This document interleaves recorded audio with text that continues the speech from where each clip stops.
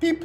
Okay, so first off, algebraic expressions. We know an expression is a numerical statement, not a sentence, but is a numerical statement.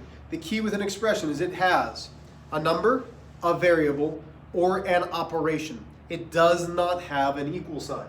So, using the numbers 1, 2, 3, 4 only once, and the operations either the plus or multiplication as many times as you like, write an expression that evaluates to 16.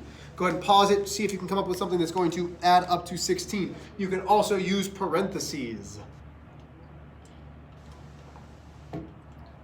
So, to equal 16, we're going to say 4 plus 3 plus 2 multiplied, 4 plus 3 plus, not 2, plus 1 multiplied by 2. But if I write it like this, that will not work because the order of operations says this is times 2. 2 plus 3 is 5, 5 plus 4 is 9. But if I add my parentheses in there, this gives me 8 times 2, which is another way of saying 8 plus 8, which still gives me 16. As bonus, let's go with a 2-point bonus. Use this expression here, and any combination of those symbols as many times as you would like to get me an expression to evaluate to 816. So that's your bonus for the day. So come in tomorrow, the first person that shows this to me will get the points. So it's got to equal 816 only using this expression. Okay, moving on. Where's my keyboard?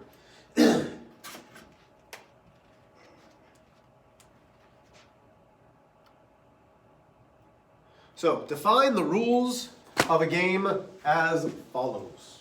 So first and foremost, begin by choosing an initial set of symbols, variable or numeric, and stating start of expressions. So we're going to choose 4 things. We're going to choose the number 3, x, y, and a. Do you have to? Absolutely not. You can choose whichever ones you want. Give me some that generate more expressions by placing any previously created expressions into the blanks of the addition operator. So it could be 3 plus x. It could be x plus y. It could be 3 plus y. It could be any of these 2 in there that works.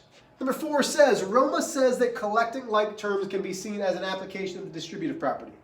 Is writing x plus x equals 2x an application of the distributive property? Okay? So why do we think... 3A, students and teachers, I'm going to interrupt you for just a second. We're going to get interrupted. This hour, teachers, I need you to do a couple things. One of the things that's going to make the process work well when it comes time to dismiss this morning is making sure students know their bus numbers. We're still paused. Students, you probably are riding the same bus that you came in, but I find that sometimes people don't know those. So before you're finished with this hour, third hour teachers, would you verify that every student knows which bus they're going to ride? If they don't, there's a form that Ms. Mayfield has shared with you that will allow you to put the student's name down, their address, so we can get that information to them so they'll know when their bus arrives this afternoon. The other thing, students, is when you look at your schedules, it does not have a Shine class printed, but hopefully someone... Oh my goodness, we're still talking. But in a few cases, you might be confused about that because your Shine doesn't list your teacher, it just lists your team.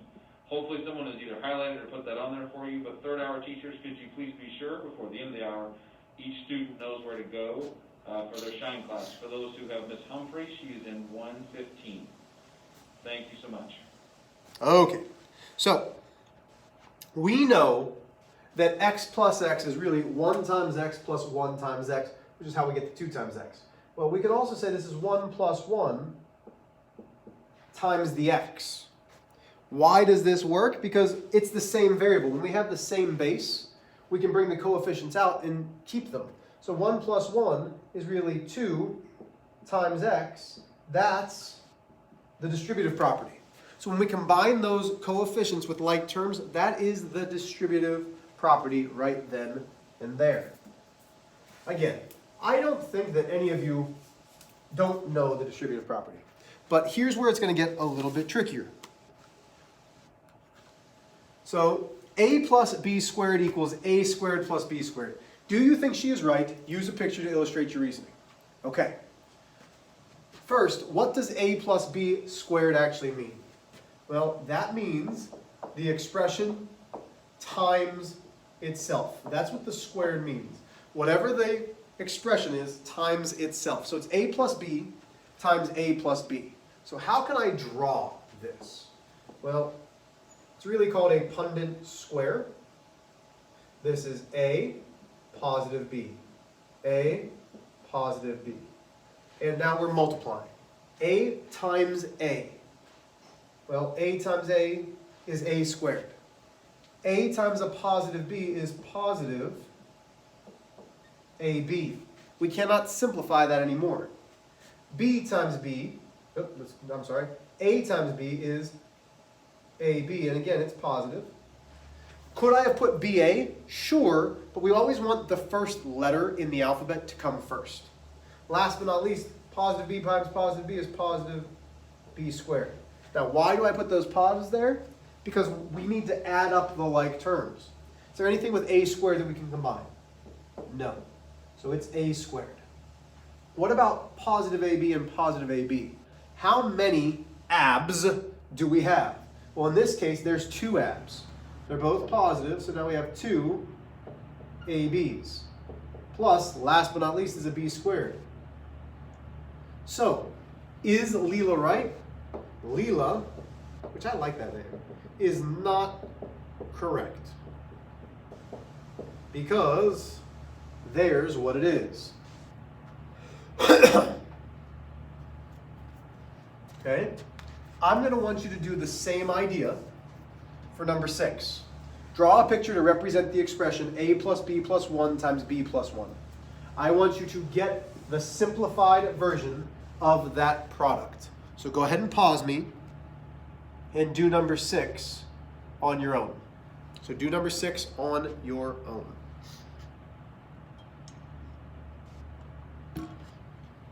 Okay, welcome back. So again, does it matter which order you put these in? No. So I'm going to do A, B, 1. And yes, I'm going to put positives there. Up here, I'm going to put B, positive 1. So there's the line there. Okay, so we're going to have 6 products. Why? Because in distributing, we take whatever in the first thing and we distribute it to everything else. So now the positive b is to everything else, positive 1 is to everything else. So a gets multiplied to b and positive 1. So a times b is ab.